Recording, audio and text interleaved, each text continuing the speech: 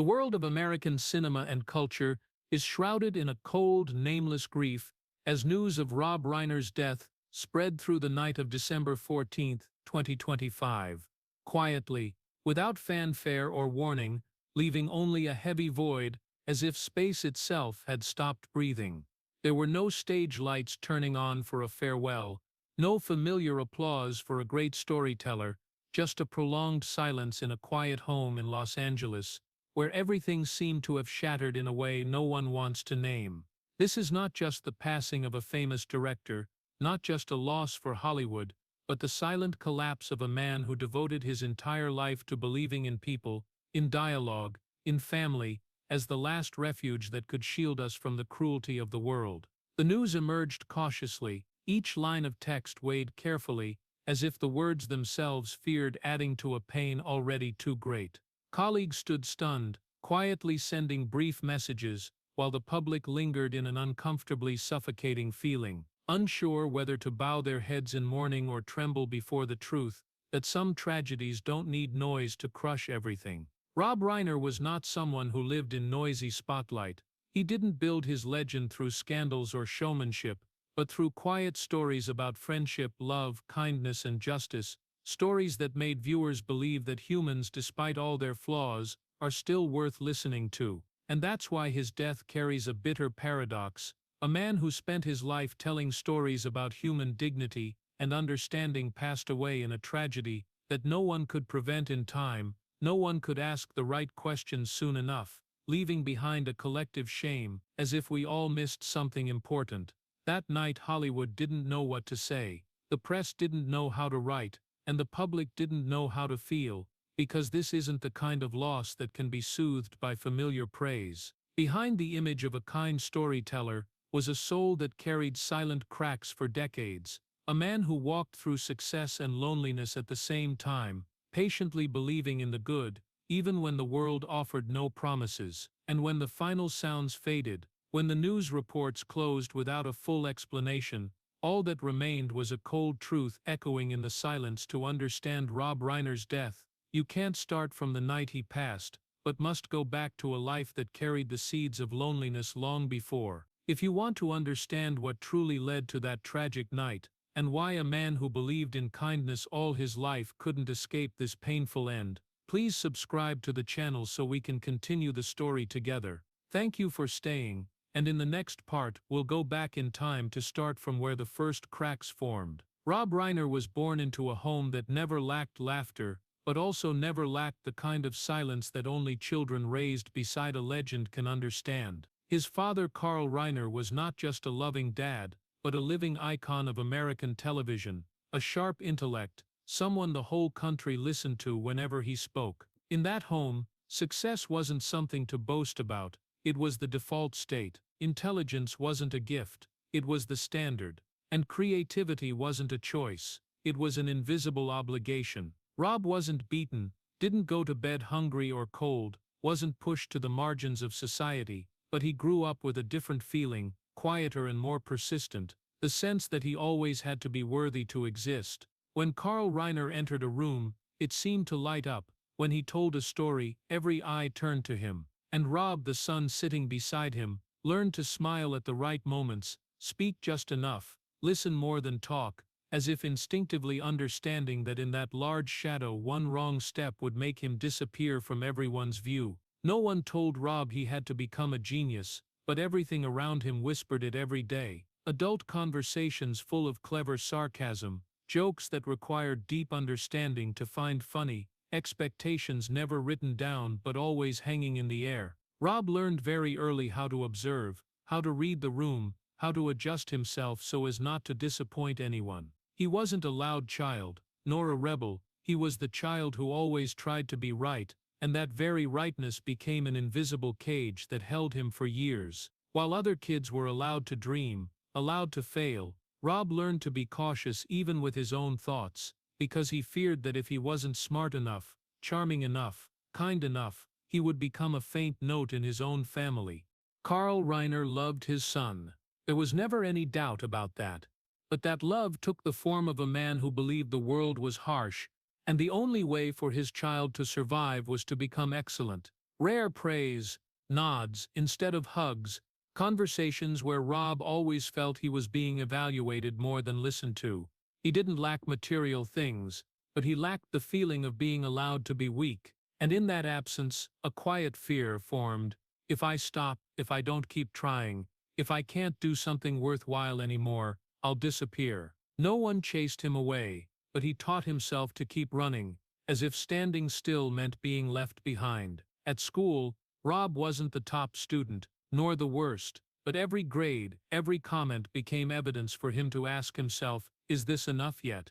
Friends saw him as a polite, smart boy, sometimes a bit serious, but no one saw the nights he lay silently, trying to imagine who he would be without the Reiner name attached. He loved his father, admired him, but also feared he would forever be just Carl Reiner's son, a small footnote on the edge of a greater story. And that fear didn't fade with time, it just learned to hide more cleverly, dressing itself in ambition, hard work, the desire to tell his own stories. It was in that shadow that Rob Reiner began forming a very different inner world. He observed people, listened to the silences, noticed the things left unsaid. If his father made audiences laugh with sharpness, Rob was drawn to the quiet moments where people revealed their fragility. But even that interest worried him, because it differed from the path everyone expected. Every step, every choice, carried the fear that if he failed, he wouldn't just disappoint himself, but shatter the image others attached to the Reiner name. Rob's childhood had no single event to name, no big fall dramatic enough to retell as a gripping story, but it was a long chain of small pressures, accumulating over the years, quietly eroding his sense of security. He learned to exist by always moving forward, always doing something useful, always proving he deserved to be in the room, and that habit, formed so early, followed Rob Reiner throughout his life, a man who never allowed himself to stop, because deep inside, the boy from back then still believed that if he stopped walking, he would vanish into the shadow he had never truly escaped. When Rob Reiner first stepped into the public spotlight with All in the Family, fame came so quickly he wasn't prepared. In a short time, the name Rob Reiner appeared regularly in millions of American living rooms every week, tied to the character Meathead, the young progressive sharp son-in-law always clashing with the older generation's conservative views. Audiences laughed, debated, loved the character, and critics quickly recognized Reiner as a standout face of 1970s American television. It was the kind of spotlight many young actors dream of, an early, clear, resounding recognition. But behind the laughter and regular applause, Rob Reiner carried a different feeling, quiet and hard to name, the sense that he was being seen, but not truly understood. In that role, Rob delivered smart lines, representing a new generation, a changing America, but when the cameras stopped, he still carried the familiar doubt from childhood. He wondered if audiences loved him for who he really was, or just for a pre-written image. Early success didn't bring him security. It only deepened the worry that if the laughter stopped one day, if the character grew stale, he'd have nothing left but emptiness. Rob Reiner stood under the studio lights, hearing the laughter of an entire country, but inside he felt like he was behind a glass wall, watching everything happen without touching it. Performing comedy demands absolute precision in timing, expression, reading the audience, and Rob excelled at it. But the more skilled he became, the more he recognized a bitter paradox. Making others laugh doesn't mean you're being heard. Sharp jokes didn't give him a chance to voice the quieter things building inside. He began feeling boxed into a safe role, where everyone expected him to be smart, witty, always right, just like the invisible expectations that had followed him from childhood. Success, instead of liberating him, became a subtle repeat of the old shadow. Once again he was loved for what he performed, not for what he carried in his heart. As his fame grew, Rob Reiner became more aware of the fragility of spotlight.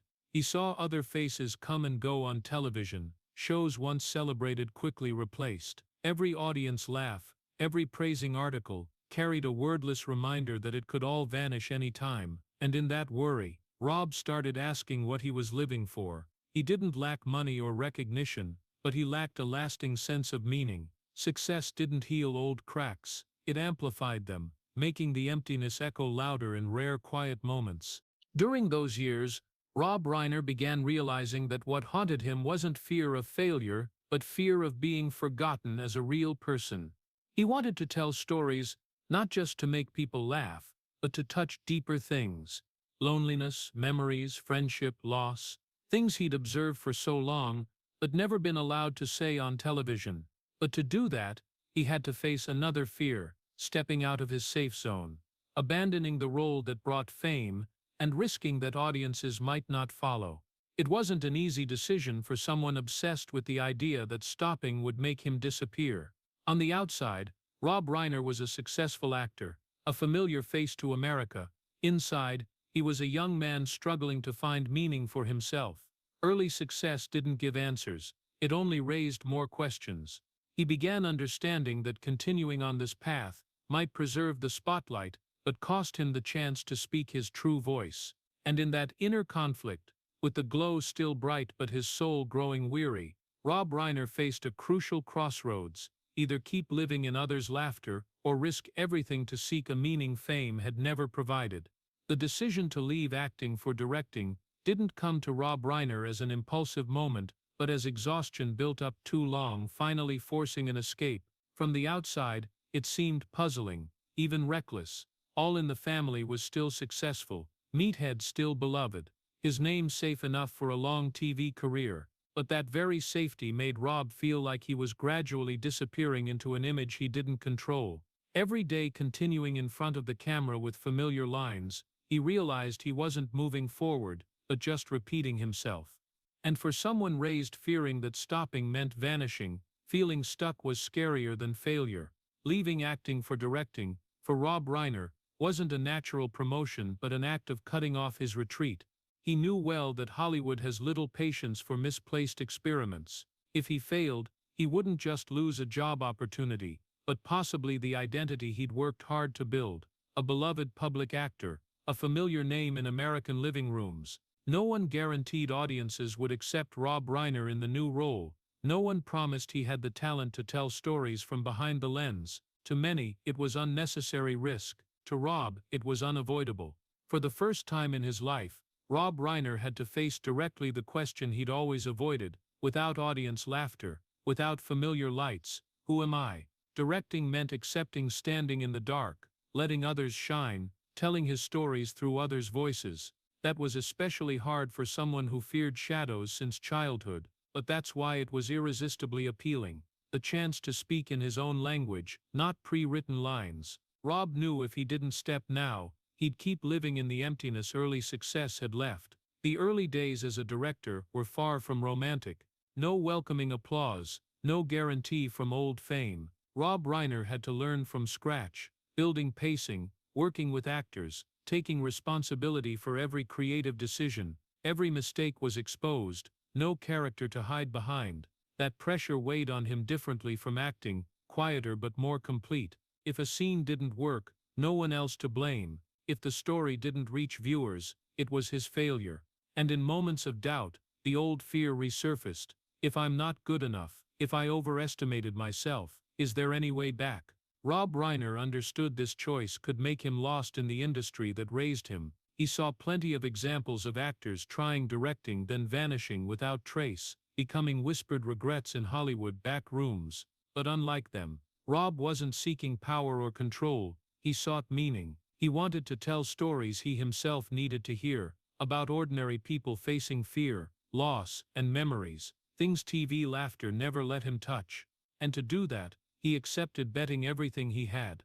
This was the first time Rob Reiner didn't hide behind a role, didn't shelter an existing success, but put his whole self on the table. If successful, he'd find the voice he'd long sought.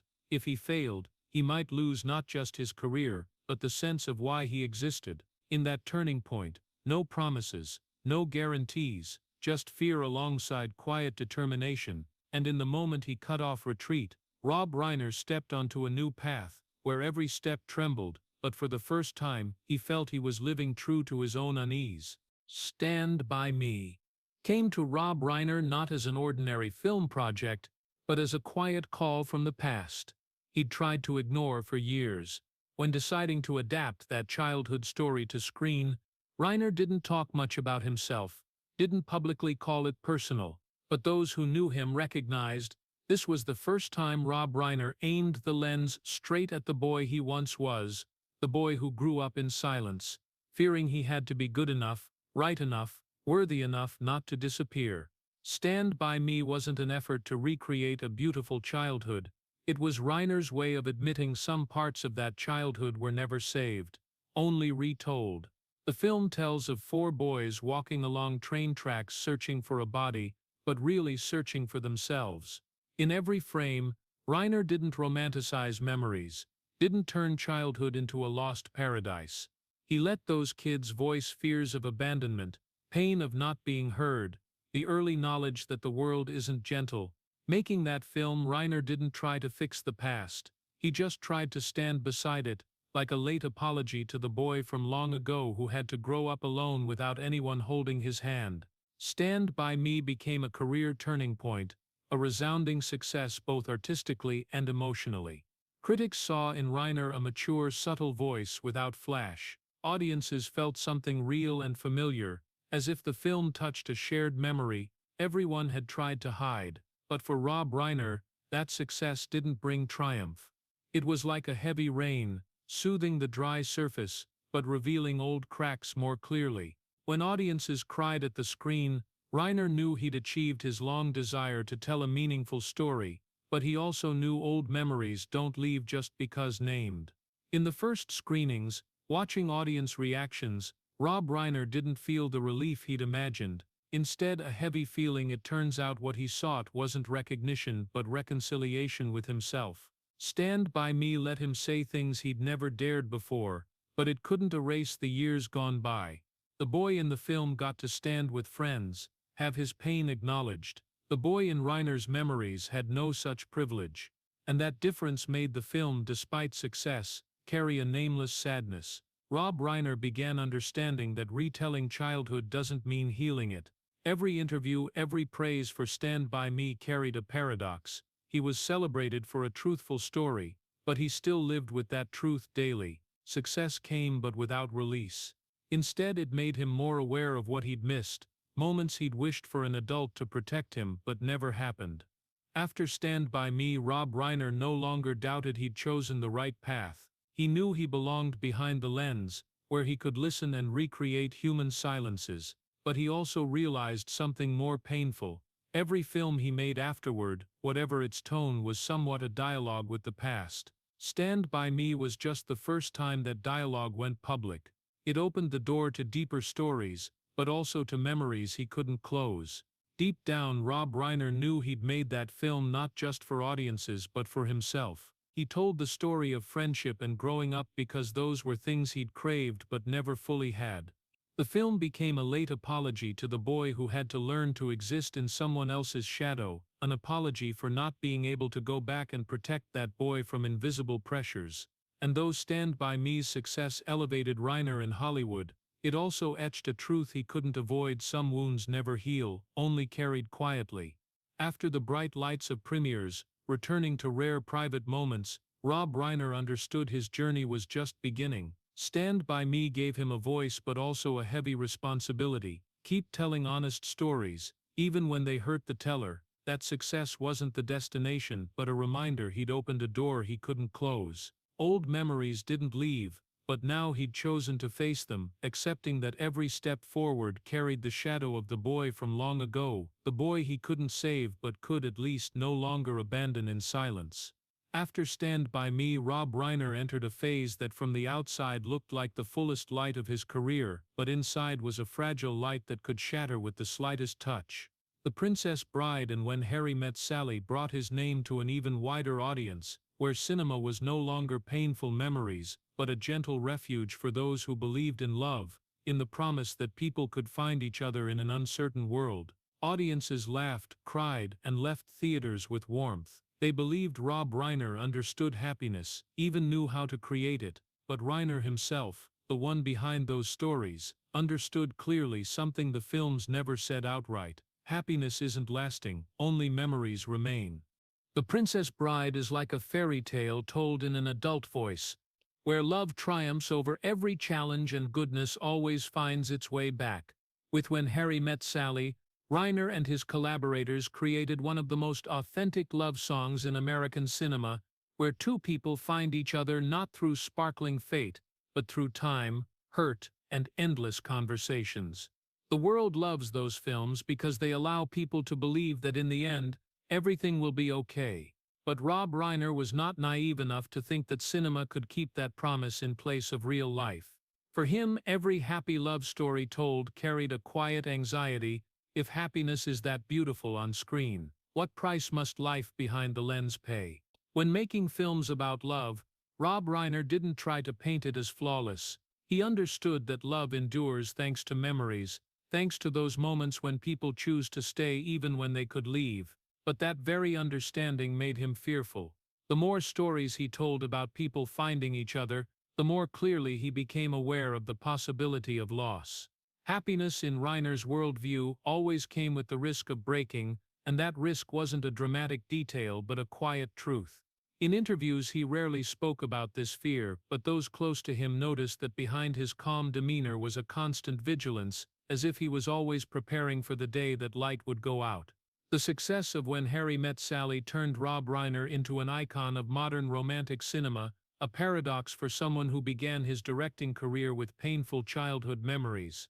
But for Reiner, those films about love weren't a betrayal of the past, but his way of trying to create a space where loneliness is acknowledged and temporarily soothed. He didn't believe in eternal happiness but believed in those moments when people choose kindness toward each other, even if just briefly. And because he believed in those fragile moments, he feared losing them even more in real life. During this period, Rob Reiner was seen more than ever as a warm storyteller, a director of positive emotions. But that very labeling created a new distance. Few realized that the man behind those beautiful love stories still carried the inherent loneliness from childhood, the loneliness of someone who always believed he had to keep telling stories, keep creating meaning, or he'd be left in silence. Success didn't dispel that fear, it just dressed it in a shinier coat. The more he was loved for his happy stories, the more cautious Rob Reiner became in his private life. He understood that what the public saw was only a very small part of the real person, and that gap could become the source of loss. In the world of cinema, he could control the pacing, lead characters to a complete ending. In real life, he knew no script guaranteed that. And that awareness made him make films with a tenderness mixed with anxiety, as if every love story told was a way to delay the inevitable fear of loss. Those films gave Rob Reiner a rare position, a director both widely loved and artistically respected. But in the rare private moments, when the lights were off and the applause had died down, he understood he was standing on a very thin wire. The happiness he created for others wasn't a commitment to himself. It was like a gentle mask hiding loneliness, helping him keep moving without facing the losses already happened and yet to come head-on. Rob Reiner never stopped telling stories about love, not because he believed love was immortal, but because he knew how fragile it was. Every romantic film was a subtle admission that happiness needs protection, that memories, once formed, cling to people even when everything else fades. And in that paradox, when his career's light shone brighter than ever, Rob Reiner carried a growing quiet fear that one day, the happy stories he told would no longer be enough to shield him from real life's loneliness, fear that when love leaves, what remains won't be light but the heavy memories of everything he tried to hold on to. After the love stories that soothed audiences, Rob Reiner turned to a different path, darker, narrower and more dangerous, as if he'd gone far enough in the light to realize that darkness is where true fears reside. Misery wasn't a random genre shift, it was like a mirror Reiner forced himself to look into, where power, control and dependency are laid bare. There a writer is imprisoned by an obsessive fan, stripped of freedom in the name of love and protection. To many it was a chilling horror story. To Reiner it was an unconscious confession of his deepest fear of being controlled, fear of being swallowed by others' expectations, fear that love when distorted could become a prison. When directing Misery, Reiner didn't aim to shock with gore or screams. He let the horror creep slowly, clinging to breaths, to moments that seem ordinary but full of threat. That was the kind of fear familiar to him for so long, fear of disappointing someone, fear of being forced to continue a role no longer his own. The character tied to the bed wasn't just a writer, it was a projection of the storyteller, bound by the stories audiences demanded he keep telling in the way they wanted. Reiner understood that feeling better than anyone. Success had brought him light but also an invisible tether, stretched tight between expectations and freedom. Misery marked the moment his inner darkness surfaced most clearly. It allowed Reiner to say what his previous romantic films only avoided: that power doesn't always come from the dominator, and violence doesn't need to be loud to destroy. There are forms of control wrapped in promises of love, in smiles, in care, and that's why they're more dangerous. When the film was released, audiences were haunted, critics amazed at its precise coldness. But for Reiner, Misery was like a mental surgery, necessary, painful, and leaving no illusion that every wound can be sewn shut. Then came A Few Good Men, a different film, seemingly on the opposite side of Misery, where the question was no longer who controls whom, but who has the right to decide truth.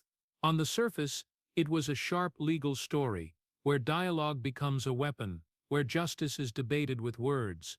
But delving deeper, Reiner peeled back an unacceptable reality: justice doesn't save everyone, and truth, when revealed, doesn't always bring release. There are prices to pay, people crushed between systems and honor, and questions that never get satisfying answers. In A Few Good Men, Reiner put his characters in a closed room, where words are weighed letter by letter, where one right question can destroy a whole life. He understood the weight of that moment well, because throughout his life, he'd lived with the feeling that one wrong word, one poorly timed choice, could make everything collapse. The film doesn't end with complete victory. It ends with the realization that even when truth is spoken, the damage remains. And that's what makes A Few Good Men closer to Misery than people think. Both are about power, about the fragile line between protection and destruction, between justice and harm. Through these two films, Rob Reiner began to understand something he'd only vaguely felt before: not every story has the right closing line. There are dialogues that don't lead to reconciliation, truths that don't heal, and fears that once named don't disappear. For Reiner, that wasn't art's failure but necessary honesty. He stopped seeking perfect endings. Instead, he accepted letting stories stop where they hurt most, where audiences have to take the questions home. That shift didn't make Rob Reiner cold or pessimistic. It made him more awake. He realized light and darkness don't exist separately, that the happiest stories carry seeds of fear, and the darkest stories can hold a quiet form of release. Standing amid growing success and respect, Reiner no longer sought comfort in applause. He sought truth, even if that truth kept him up at night. Misery and A Few Good Men didn't just expand Rob Reiner's artistic range, they forced him to face himself without mercy. He saw in his characters the fears that had followed him since childhood: fear of judgment, fear of being swallowed, fear that if he didn't meet expectations, he'd be tied back in silence. But unlike the boy from long ago, the man behind the lens no longer turned away. He let those fears exist, let them shape the story, let them remind that art, if honest, must dare touch places without promises of safety. And in that moment, Rob Reiner understood that the path he'd chosen, the path of dialogue, of uncompromising honesty, wouldn't lead to easy endings. But it was the only path that allowed him to exist as himself. Not every story has the right closing line, and not every wound is healed. There are things that can only be looked at straight, acknowledged, and carried. With Misery and A Few Good Men, Reiner didn't try to escape darkness. He learned to stand in it long enough to understand that truth, though cold, is the only thing that doesn't betray the storyteller. After staring into darkness in his art, Rob Reiner returned to a different space, quieter, more private, but no less heavy. Family. His marriage rarely appeared in the press, not tied to noisy parties, or behind-the-scenes stories retold as Hollywood anecdotes. Reiner chose silence as protection, believing that keeping private life away from the lights could keep safety for those he loved. But he soon realized an unacceptable truth: staying away from the lights doesn't mean avoiding pressure. Fame doesn't need to knock to enter the home. Sometimes it seeps through the smallest cracks, quietly, persistently, leaving lasting marks. In his own home, Rob Reiner wasn't the director of complete stories. He was a husband trying to be present, a man carrying fatigue from the set to the dinner table, carrying unanswered questions from work into already brief conversations. Family silence, from the outside, could be seen as peace, as an enviable stability. But for those living inside it, silence isn't always comfort. Sometimes it's the empty space where unspoken worries start to grow, where small cracks left unnamed quietly widen. Rob Reiner believed in family as a core value, perhaps because he'd grown up in one where success and expectations always went hand in hand. He understood that home isn't perfect, but where people choose to stay even when they don't know what to say. But understanding doesn't mean controlling everything. The pressures of career, fame, always having to be right in the public's eyes, gradually seeped into private life in unpredictable ways. Reiner tried to maintain boundaries, tried to keep work from swallowing private space, but those boundaries were more fragile than he thought. There were evenings after the set lights went out, when Rob Reiner came home with exhaustion he didn't want to admit. He knew how to tell others' stories, but fumbled when talking about himself. Silence, at first a choice, gradually became habit, and that habit, over time, could turn into distance. No explosive arguments to retell, no loud events for the press to exploit, just days passing with the feeling that everyone was carrying something alone. The tragedy of quiet families lies there. No one sees when things start to go off rhythm. Reiner tried to protect the home by keeping everything neat, orderly, like he did with his films. But family doesn't run on a script. There are emotions that refuse to stand in the right spot, fears that refuse to vanish just because unnamed. Pressure doesn't always come from big events. Sometimes it comes from the repetition of similar days, from the feeling that everyone is trying not to hurt others by staying silent. And in that effort, quiet cracks form. Rob Reiner wasn't indifferent to family. On the contrary, he cared to the point of fearing that one small mistake would collapse everything he tried to hold. That fear made him careful in every word, every decision, but also more withdrawn. He carried a heavy sense of responsibility. If things aren't okay, maybe it's my fault for not being present enough, not listening enough. But responsibility, when not shared, can become a suffocating burden. In those years, Rob Reiner lived between two worlds, a public one where he was seen as a kind storyteller, and a private one far more complicated. He didn't tell family stories on screen, didn't turn private life into artistic material, because he believed some things need protection from outsiders' eyes. But that protection had its price. When not spoken, tensions don't vanish, they just learn to exist in silence, waiting to emerge in unwanted ways. The quiet tragedy of a private marriage doesn't lie in clear collapse moments, but in the slow erosion of the belief that things will be okay if we try a little more. Rob Reiner tried, a lot, but he also gradually realized his limits. No one, no matter how well they understand people, can control every crack in a relationship. There are pressures that can't be resolved just with good intent, distances that can't be filled just with silence. As he passed through this phase of life, Rob Reiner carried a painful but necessary realization: family, like every story he'd told, has no guaranteed perfect ending. It requires constant confrontation, courage to say hard things, and acceptance that sometimes, despite doing everything, cracks remain. In the silence of the home he tried to preserve, Reiner began to understand that not every tragedy is loud. There are tragedies that happen very quietly, stretching over years, and only looking back do people realize how much unnamed hurt they've carried through them. The later years came to Rob Reiner not with a clear fall, but with a slow, quiet, almost polite decline.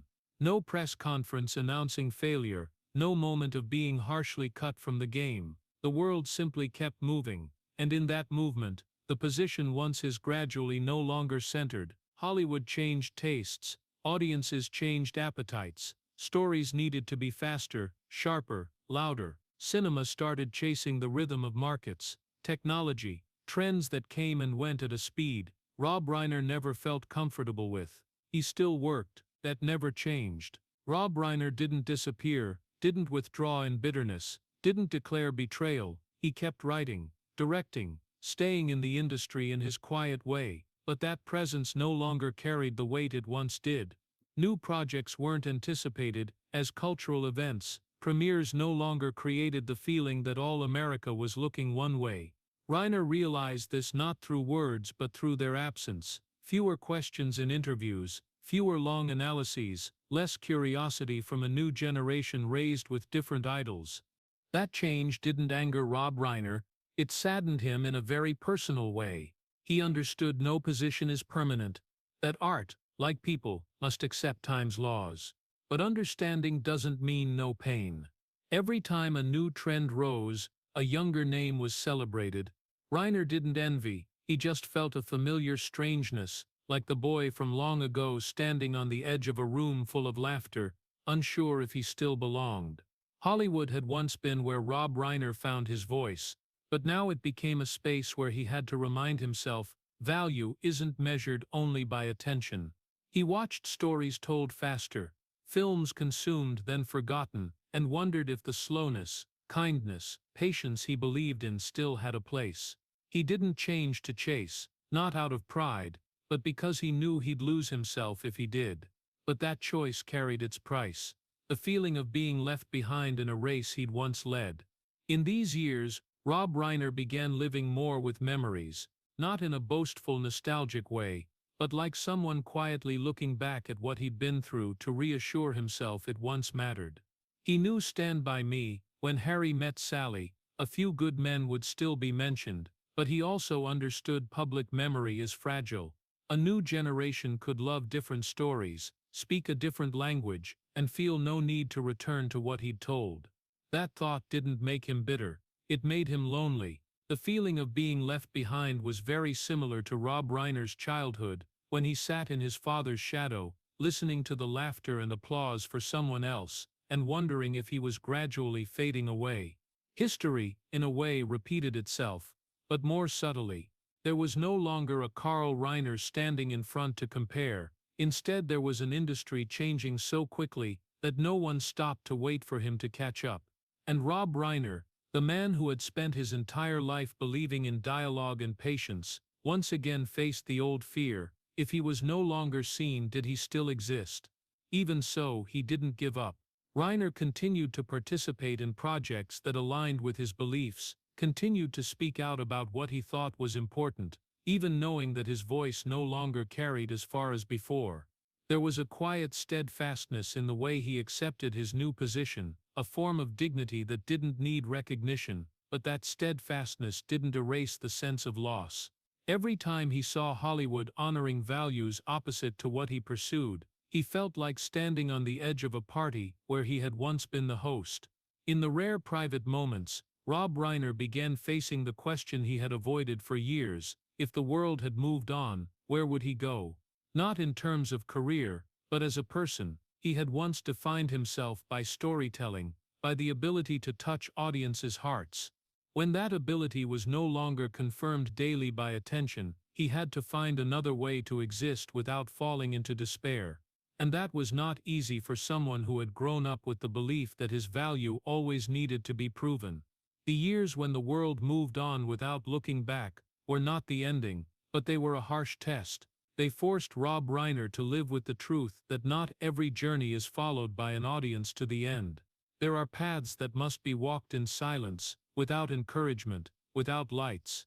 And in that silence, Reiner once again touched the old loneliness, the loneliness that had followed him since childhood, only now he was mature enough to name it. But naming it didn't mean overcoming it. It was just the first step to accepting that there are phases of life that aren't written into big stories, but they determine how a person continues to exist when no longer at the center of the world. The final days came to Rob Reiner without the appearance of a foretold ending, without clear warning signs, without a carefully prepared goodbye.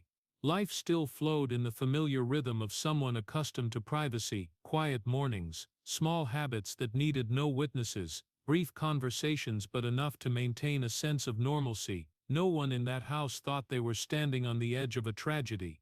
And perhaps that's what made those final days more painful. Everything looked too normal to suspect. The home that had been Rob Reiner's refuge, where he withdrew from the world when the stage lights were no longer needed, now carried an unusual stillness.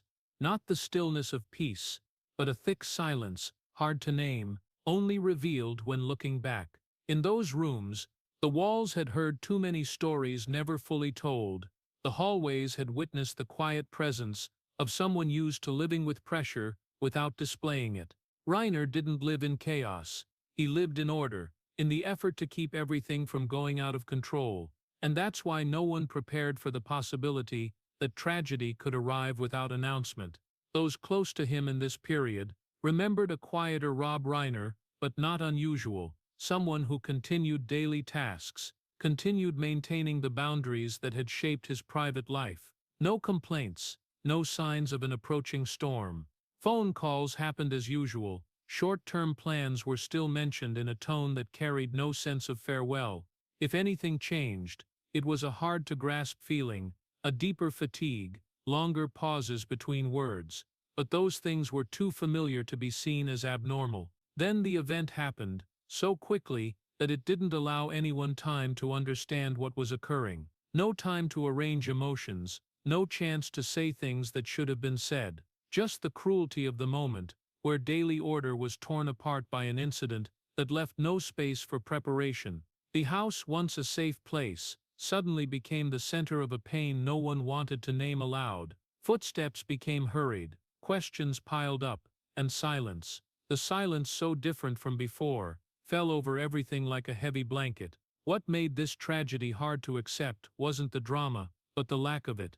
No familiar climax, no details to cling to in search of meaning. Everything happened too fast, too neatly, as if the world didn't allow anyone to slow down to understand. For Rob Reiner, who had spent his life believing in dialogue, in speaking the hard things, that ending carried a painful paradox. There are moments when words don't arrive in time. Those left behind had to face a stark reality. There are tragedies that don't need noise to be destructive. No clear markers to separate before and after. Just the feeling that something fundamental had been taken away. In that once familiar space, every object suddenly carried a different meaning. The chair where he often sat, the room where he quietly worked, the small items reminding of a life kept private. They didn't tell the story, they just stood there, forcing people to face the void. When the news spread, the outside world's reaction came slowly and cautiously, as if everyone feared asking the wrong question. No one wanted to speculate, no one wanted to impose a script on what had happened, and that caution reflected exactly the spirit in which Rob Reiner had lived, avoiding display, avoiding turning private life into consumable story. But for those inside the house, respect from the outside didn't ease the days. Tragedy, once it happened, didn't need commentary to be real. In the hours after, time seemed to stretch. Every decision became heavy. Every action carried the feeling that no choice was fully right.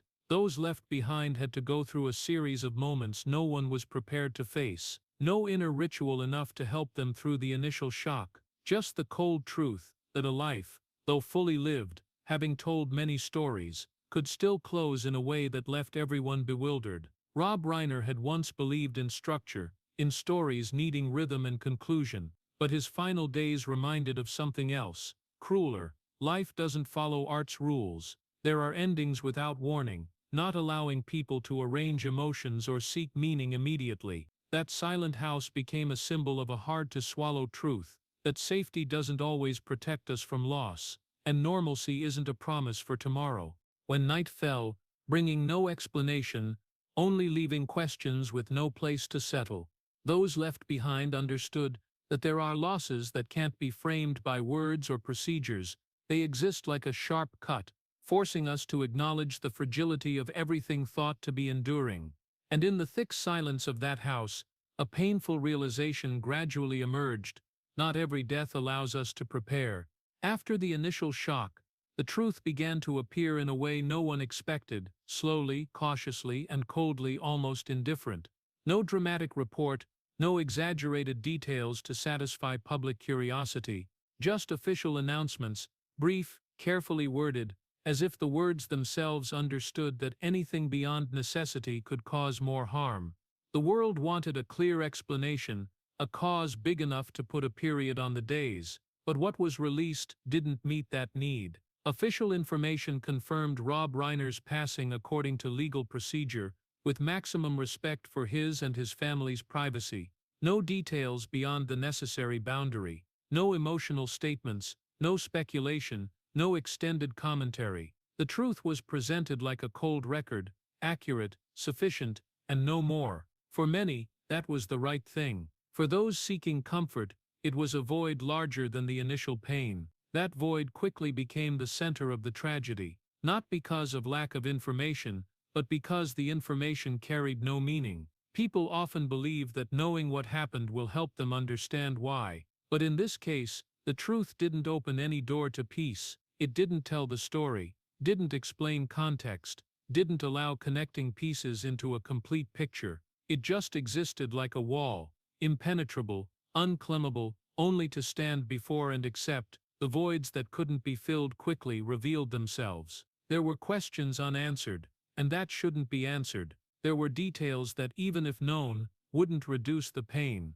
For Rob Reiner, a man who spent his life believing in dialogue, in the power of speaking out, the silence of official announcements carried a bitter paradox. One last time, his story wasn't told the way he had done for dozens of other characters. It had no climax, no emotionally rich conclusion, just confirmation that a life had closed. The public reacted in many ways. Some respected the silence, some felt let down, some unconsciously sought sidebar pieces to create a more acceptable story themselves. But any effort to fill that void quickly revealed its limits. No hypothesis brought relief. No interpretation made the loss reasonable. The greatest tragedy wasn't in what was announced, but in that it carried no comfort people still expect from truth. For the family and those close, the official truth was a very small part of the pain they bore. It didn't reflect the ordinary mornings past, the small habits, the words not yet said. It didn't touch the human part they knew, the part that existed beyond lights and fame. Truth, in this case, wasn't a bridge between loss and acceptance. It was just a necessary legal marker for the world to keep functioning, and that's why it felt cold. Rob Reiner had once made films where truth was exposed in closed rooms, where words could change people's fates. But the truth about his final days didn't operate by that logic. It had no redemptive power, carried no clear lesson, didn't allow audiences to leave the theater feeling everything was in place. It forced people to face an uncomfortable reality. There are truths that only exist to be accepted, not understood. In the days after, when the news wave subsided, what remained wasn't information, but the echo of absence. No one could say they understood what happened, because understanding here was no longer a feasible goal. Instead, people learned to live with unanswered questions, learned to let the void exist without trying to fill it with speculation or illusion. That was a bitter but honest lesson. Truth doesn't always bring relief. The greatest tragedy of this part wasn't in what was said, but in what couldn't be said. Truth, stripped of narrative and emotion, remained only as a cold outline around the pain. It didn't soothe, didn't comfort, didn't allow people to draw a neat conclusion. And perhaps that's what made this loss so hard to accept, that even when everything was announced properly, even when nothing was hidden, people still stood there, facing a nameless void, where truth, bare and silent, brought nothing but reminding that there are stories that end without giving us the feeling of closure. After the cold truth was announced and unanswered questions hung in the air, another state gradually spread, not loud, not explosive, but heavy and hard to name. Public grief mixed with quiet shame. This is a very American kind of mourning, where collective emotions are restrained between two poles, wanting to express and fearing to say wrong. Rob Reiner passed away, and with him the familiar conventions of grieving also became fragile. No one knew where to place the tone, how far to stop, how much to say to not cause more harm. His colleagues grieved, that didn't need proof, but that grief appeared with rare caution. Tributes were written neatly, moderately, focusing on career, on films that touched generations. Few delved into the darker parts, few mentioned what couldn't be named, not from lack of affection, but because there was an invisible boundary everyone recognized. Respect now meant not encroaching on private life. In Hollywood, Accustomed to tragedies retold in rounded stories, this silence was both an ethical choice and awkwardness. The public was silent in a different way. No wave of outrage,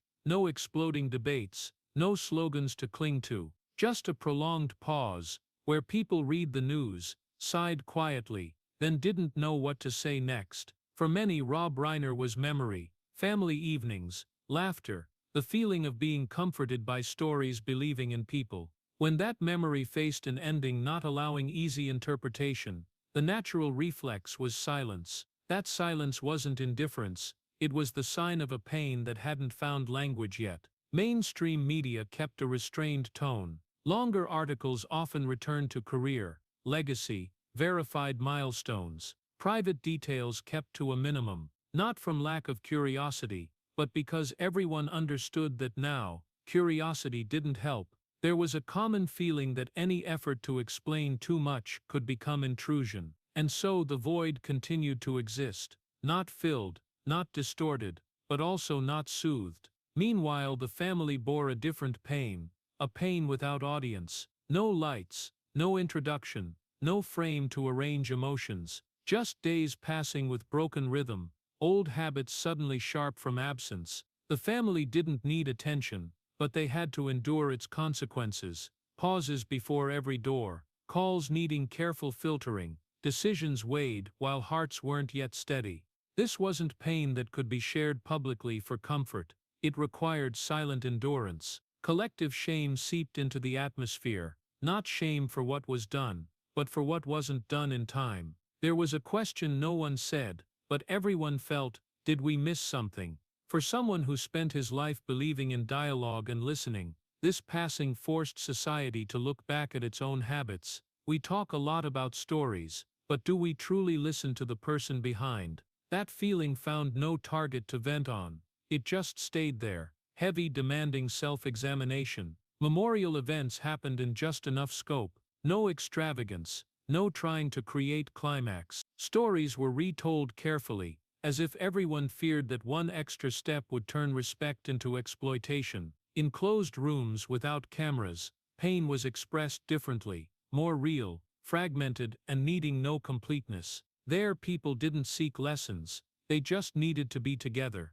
The public gradually returns to everyday life, but not in its over way. There are certain names that, when appearing on screen or on book covers, carry a different feeling after a loss. Rob Reiner becomes a memory touched with caution. People remember him through what he gave: kindness, dialogue, the belief that people can understand each other, and that's why the imperfect ending makes that memory even more fragile. The family continues through days without narration. They don't need the public to validate their pain, but they also can't escape its shadow. Every decision, no matter how small, carries the question: how to preserve the memory while continuing to live. There is no right answer, just choices made in silence, with the hope that kindness, the value Rob Reiner believed in, will be a good enough compass to move forward. In the aftermath of this loss, American-style public grief reveals its nature: not loud, not explosive, but lingering. It mixes mourning with caution, respect with shame, memory with questions. And perhaps, the hardest part isn't accepting the passing, but accepting that there are pains that don't need explanation to be real. They just need to be acknowledged, carried, and lived with kindly, the way Rob Reiner tried to do throughout his life. Rob Reiner's legacy stands before us like a bitter, heartbreaking paradox. His entire career was built on kindness, not naive kindness, but conscious kindness, aware of how harsh the world can be yet still choosing to believe in people. His films encourage dialogue over violence, listening over judgment, staying together even through differences. And then, that very life ended in a conclusion that carried no comforting promise. That contrast isn't just painful, it's bewildering. In Rob Reiner's cinema, goodness wasn't magic, but a foundation. Stand By Me believed that friendship could redeem a moment of growing up. When Harry Met Sally believed that patience and dialogue could lead two people to each other. A Few Good Men believed that truth, no matter the cost, was worth speaking. Those beliefs weren't blind. They were built from deep understanding of fear, power, loss. But Reiner's real-life ending poses a cruel question. If kindness is that aware, why couldn't it protect the very person who lived for it? This paradox doesn't collapse his legacy. It makes it heavier. Because now, those kind films are no longer just stories to believe in. They become reminders that kindness doesn't always come with reward. The legacy remains, replayed, quoted, passed from generation to generation. But the wound isn't erased. It exists alongside, like a shadow, that makes every return to his works more complex in emotion. We aren't just comforted, we're forced to think. The real-life ending, with all its coldness and lack of explanation, doesn't deny what Rob Reiner believed, it challenges them.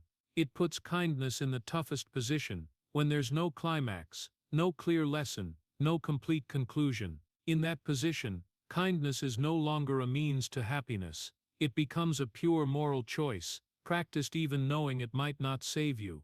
And that's where Reiner's legacy shifts from inspiration to responsibility. Some will ask, is kindness enough to save itself?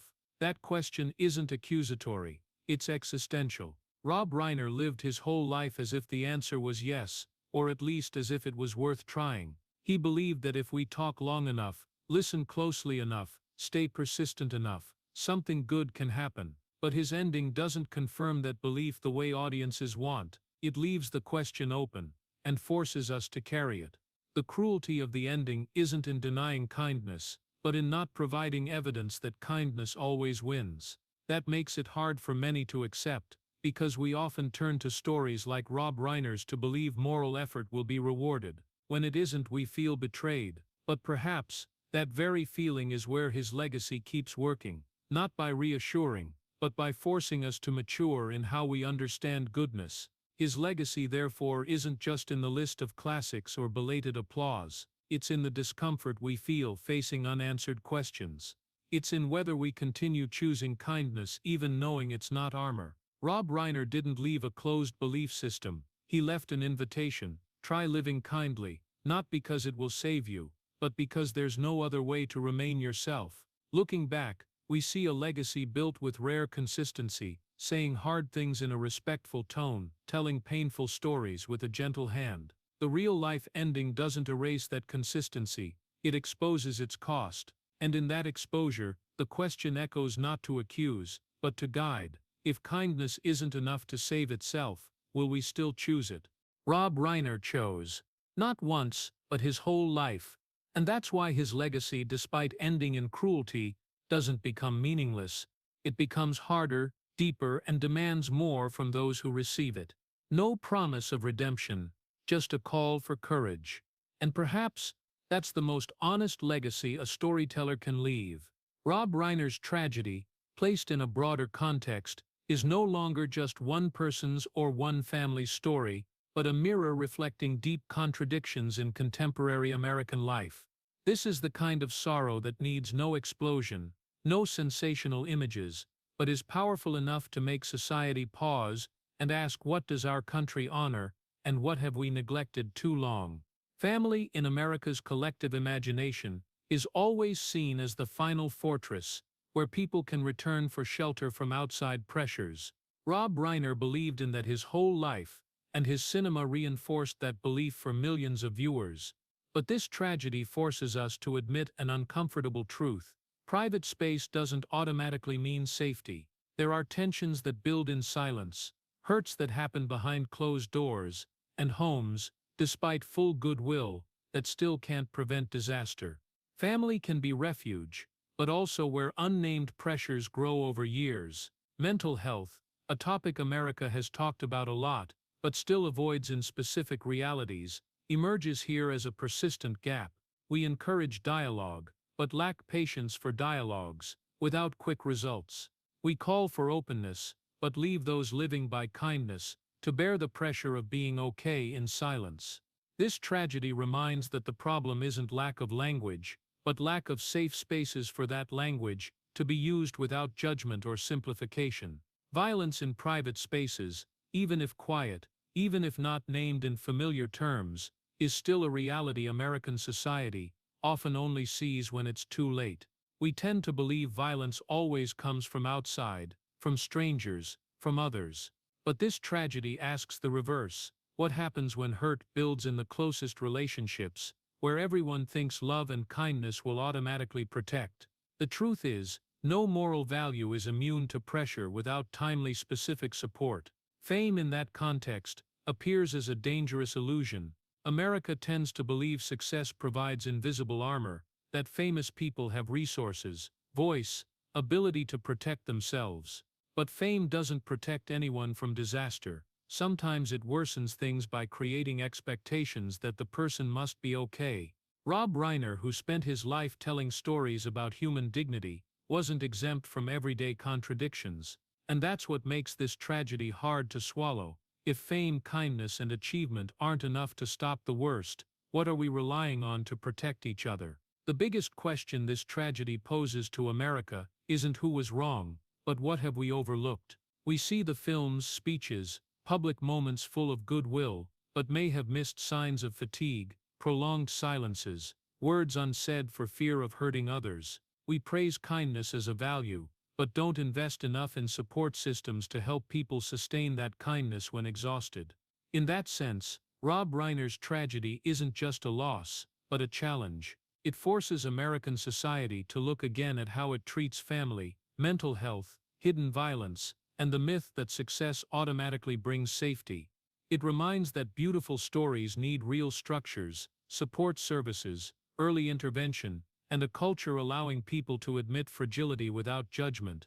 Ultimately, the most tragic part isn't lacking the right values, but being slow to turn those values into lasting action. This tragedy asks us, unforgivingly but necessarily, when the lights go out and fame no longer shields, is America ready to look straight at its own gaps and do the harder thing: listen, intervene, and stay with each other long enough to prevent disaster in the very spaces we once believed safest?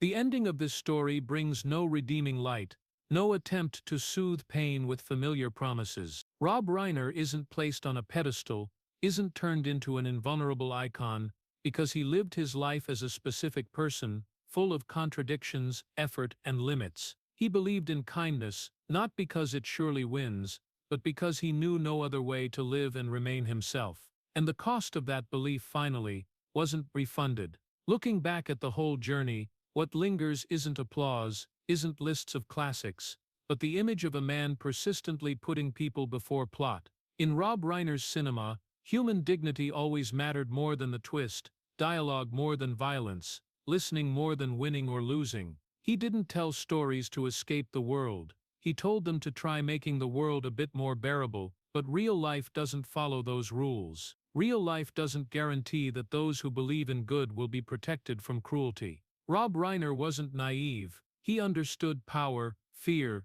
darkness, misery, and a few good men prove it. But he still chose kindness as a stance, not a strategy. In his final years, when the world moved on without waiting for him at the center, when family became a space of hard-to-name silences, when fame was no longer a shield, he didn't abandon the belief that dialogue and patience matter. That belief didn't save him from the cold ending. It just confirmed he lived consistently. There's no everything will be okay here, no complete lesson to take home, just a hard-to-swallow truth. There are values worth living not because they guarantee safety, but because without them people lose themselves. Rob Reiner paid for that choice with prolonged loneliness, accumulated pressure, an ending without preparation. That doesn't make him a saint. It makes him a person who tried to the end in a world that doesn't promise that. His legacy, therefore, isn't in proving kindness always wins, but in proving kindness is still worth choosing even when it doesn't. His films continue to exist, not to comfort us that everything will be okay, but to remind there are ways to live not dependent on outcome. When we return to those stories, we don't seek assurance, we seek honesty. And that honesty sometimes is colder than any loudly told tragedy. Rob Reiner believed. He believed in family as refuge, dialogue as a way out, kindness as foundation. He paid when those beliefs weren't enough to hold everything steady. But him paying doesn't make those beliefs meaningless. It makes them more serious. No longer slogans, no longer beautiful endings, just a life choice, and its consequences. The story closes here not to glorify the ending, but to respect the truth of the journey. no redemption, no sainthood, no belated promises. Just a man who tried to live kindly in a world that doesn't promise that, and accepted the cost could be very high. There are people who spend their lives writing beautiful endings for others, but real life never asks if they're ready for their own ending. The story of Rob Reiner closes not with glory, but with a silence that causes more grief and sorrow than any loud tragedy. His passing in those final quiet days, in a home once seen as a safe refuge, exposed the greatest paradox of his life. A man who believed his whole life in family dialogue and kindness, yet ended in silence without preparation. From a childhood growing up in Carl Reiner's shadow, Rob carried the fear of disappearing if he stopped, and that fear followed him through his career, from the early spotlight of All in the Family to the risky decision to leave acting for directing. Films like Stand By Me or When Harry Met Sally weren't just artistic achievements, but efforts to heal a childhood he couldn't save, ways he believed people could be kind to each other, to overcome loneliness. But Misery and A Few Good Men showed he understood clearly, not every story has the right ending, and justice or love doesn't always save people. The years left behind by Hollywood, then the final days happening too fast, reminded us that fame isn't a shield, and silence in family doesn't mean peace. The lesson for America from this story is profound and painful. We honor kindness, but often overlook protecting those who live by it. We talk a lot about family and mental health, but remain slow to look straight at silent pressures. Rob Reiner leaves us not a promise that everything will be okay, but a stern reminder living kindly is a worthwhile choice, but only meaningful when society knows to listen and intervene in time, before silence becomes tragedy. If the story of Rob Reiner makes you pause and reflect on kindness, silence, and the things we often miss, please subscribe to the channel to continue exploring with us the fates behind the spotlight. Thank you for listening to the end, and see you in the next video where we'll tell more stories without easy endings but very much needing to be told.